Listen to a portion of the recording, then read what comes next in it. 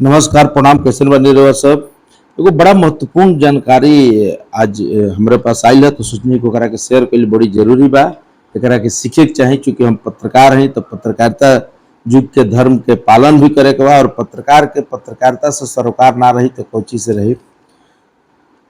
तो बहुत अच्छा अनंत विजय जी हैं, जो दैनिक जागरण के वरिष्ठ पत्रकार हैं और काफी पढ़े लिखे और काफी ओजस्वी व्यक्तित्व हैं। तो उन्होंने एक लेख यानी निबंध लिखा है और काफी अच्छा लगा हमको पढ़ के। पूरी निबंध को मैंने पढ़ा। मैं अनंत विजय जी को बहुत बहुत इसके लिए धन्यवाद भी दे रहा हूं।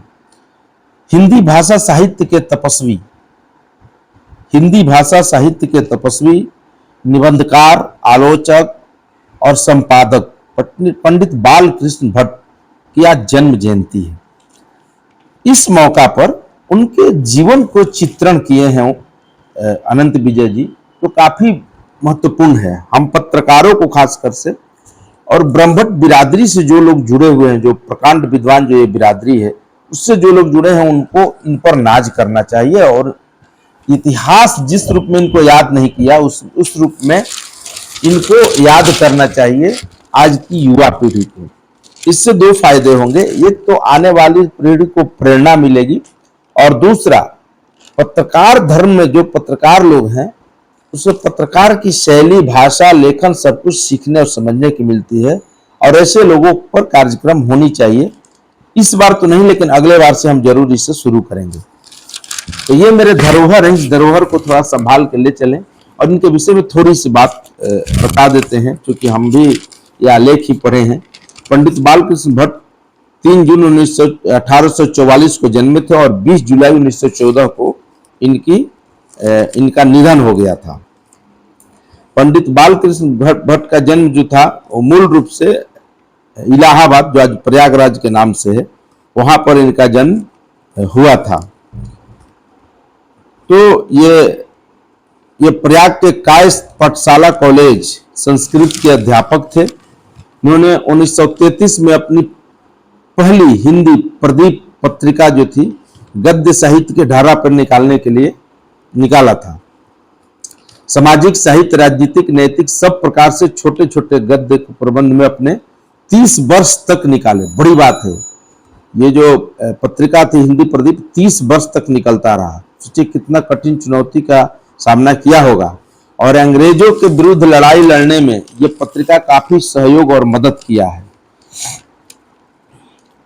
तो इनकी भाषा जो था, पूर्वी प्रयोग बराबर होता था। पूर्वी प्रयोग का भाषा, जो एक पूर्वी इलाका था, क्योंकि जन्म भी था, तो पूर्वी भाषा का काफी इसमें प्रयोग होता था। और ये जो प्रदीप में लिखते थे, वो पूरा समझा बुझा कर, एक बार आप पढ़ेंगे तो सब कुछ समझ जाएंगे। इतना अच्छा से इनका लेखन होता था। उनके लिखने के ढंग से जान पड़ता था कि पढ़े लिखे लोग, और अंग्रेजी में निश्चित लोगों को अंग्रेजी से हिंदी को आकर्षित करता था इनका लेख। सोचिए, जो अंग्रेजी के जानकार थे, वो भी इस हिंदी के आलेख को पढ़ते थे और उनको पढ़ने में दिलचस्पी होती थी। इतना अच्छा इनका लेखन होता था।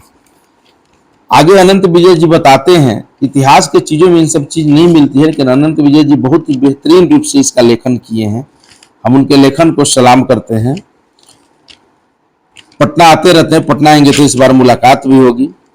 एक इनका प्रचलित किस्सा था जो बता रहे हैं कि अपने किशोर में एक आंख पर हाथ रखे थे और उन्होंने कहना चाहा कि एक हाथ से क्यों धरे हो। पता लगा कि उनकी आंख आई है। आंख आना खराब माना जाता है। एक आंख आई है तो एक आंख ऐसे ढक के रहते थे, तो ढक लेते थे। तो ये उनका प्रचलित एक किस्सा था।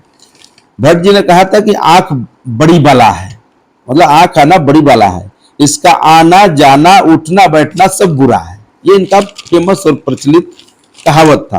पंडित बालकृष्ण भट्ट बाल गंगाधर तिलक के विचारों से काफी प्रभावित थे। हिंदी साहित्य भाषा को समृद्ध करने के अलावा उन्होंने पराधीन भारत को व्याप्त सामाजिक कुरीतियों पर प्रहार किया था। विधवा विवाह के प्रबल समर्थक थे। छुआछूत और जाति व्यवस्था के विरोधी थे। अपनी लेखनी में सामाजिक विसंगतियों को न केवल उजागर करते थे, बल्कि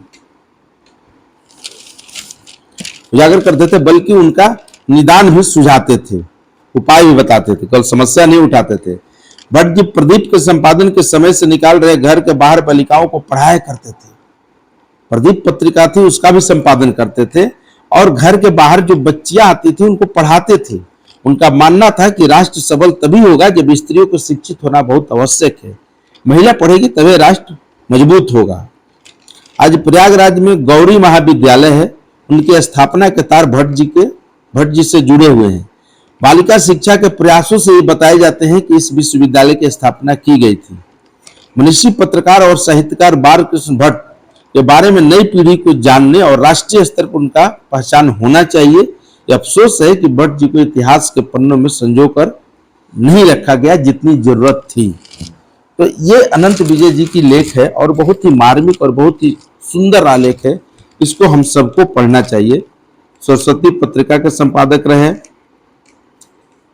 अपना वो प्रदीप तो निकालते ही थे। इसके अलावे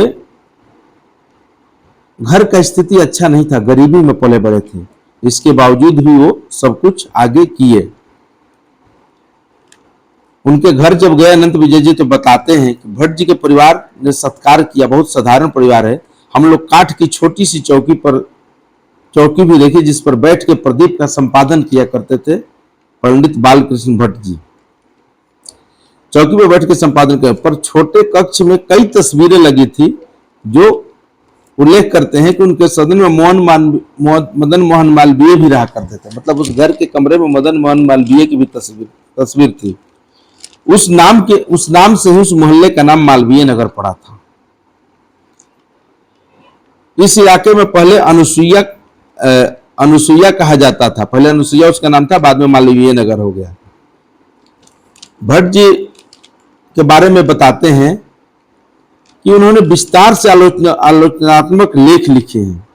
1877 में भट्ट जी ने हिंदी प्रदीप को निकालना प्रारंभ जो किया था, इस पत्र को निकालने में काफी कठिनाई का सामना करना पड़ता। आर्थिक कठिनाई को झेलते हुए उन्होंने कई वर्षों तक इसको अंजाम दिया। ये बड़ी बात है। प्रकाशन संपादन से लेकर भारतेंदु हरि जो कवि बचन सुधा की हिंदी पत्रकारिता को संवार रहे थे। दूसरी तरफ बालकृष्ण भट्ट न सिर्फ हिंदी पत्रकारिता को संपादन कर रहे थे बल्कि पत्रकारिता की राह भी आसान कर रहे थे और बना रहे थे। दोनों प्रयासों में हिंदी पत्रकारिता का जन्म हुआ और बालकृष्ण भट्ट के संपादन से निकलने वाला पत्र अधिकतर समय तक साहित्यिक सामग्री के रूप में काफी उपयोगी रहा। अंग्रेज सरकार के विरुद्ध जन जागरण का यह कार्य करता था पत्रिका। भट्ट जी जब हिंदी प्रदर्शन के प्रकाशन का निर्णय लिया तब भारतेंदु ने उनसे बातचीत हुई और कई जगह पर उल्लेख मिलता है कि प्रदीप जी के इस अंक जारी करने के लिए भारतेंदु प्रयागराज आए थे। पहला अंक जो जारी हुआ था वो भारतेंदु हरिश्चंद्र खुद चल के प्रयागराज आए थे। तो ये 3 जून का उनका जन्म जयंती है। उसको हम लोग अगले इस साल तो निकल गया, लेकिन हम लोग इस साल ही हम खासकर सोच रहे बानी कि एकरा के जयंती मनावल जाई और अनंत विजय जी के भी निमंत्रित कल जाई। और अनंत विजय जी आपको बहुत बहुत बधाई, धन्यवाद। उनका भले छोटा सा घर हो, छोटा परिवार हो, गरीबी में पढ़े लिखे हों, पले बढ़े हों, परंतु उनकी कार्य जो है वो न छोटा है, कार्य बहुत बड़ा है। और हिंदी पत्रकारिता को जिस तरह से उन्होंने एक आयाम दिया, आज उसी आयाम पर पत्रकारिता आगे धीरे धीरे बढ़ रही है। इतिहास इनको भले भुला दिया है, आपने आज उजागर कर दिया और हमने कई युवा पीढ़ी तक इस संदेश को पहुंचा दिया है। तो पंडित बालकृष्ण को जानने वाले, इच्छुक रखने वाले युवा पीढ़ी, खासकर इनकी जो विद्वतापूर्ण समाज है, वो समाज पत्रकारिता के समाज जो है वो इनको जरूर याद रखेगा, जरूर पढ़ेगा। हम इस आलेख को न सिर्फ शेयर करेंगे बल्कि आम जन तक पहुंचाएंगे भी जरूर।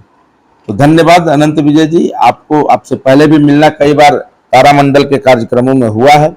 इस बार आप आएंगे तो विशेष स्नेह के साथ आपसे मुलाकात होगी, बातचीत होगी। इस कड़ी को हम लोग आगे बढ़ाएंगे। तो आप भूषण भोजपुरिया पर इस अंक को सुने, देखें, काफी अच्छा लगा। अनंत विजय जी से भी हम अगले एपिसोड में बात करेंगे। धन्यवाद।